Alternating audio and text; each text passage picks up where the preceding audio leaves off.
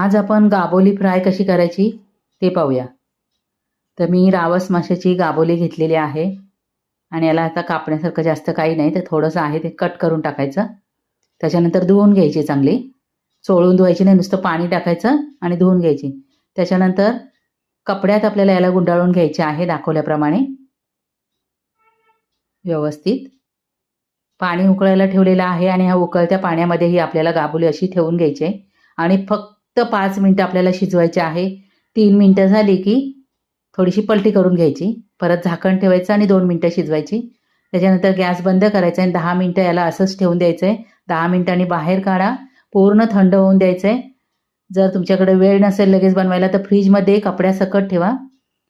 तर हे गाबोलीचे अगदी हलक्या हाताने पातळ असे पीस कापून घ्यायचे आहेत. आता मसाला तयार करून घ्या. तर मसाला घेतलेला आहे, हळद पावडर, धणा पावडर, जिरा पावडर, चवीनुसार मीठ घ्यायचं आहे. थोडासा लसूण मी ठेचून घेतलेला आहे. नंतर आपल्याला लसूण वापरायचा आहे म्हणून थोडासाच घ्यायचा आधी.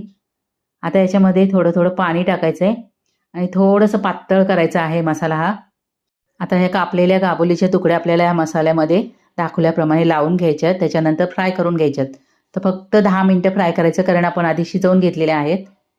ठेचलेलं लसूण तव्यावर टाकून व्यवस्थित हे आपल्याला तुकड्या याच्यावर ठेवून घ्यायच्यात आणि फ्राय करून घ्यायच्यात.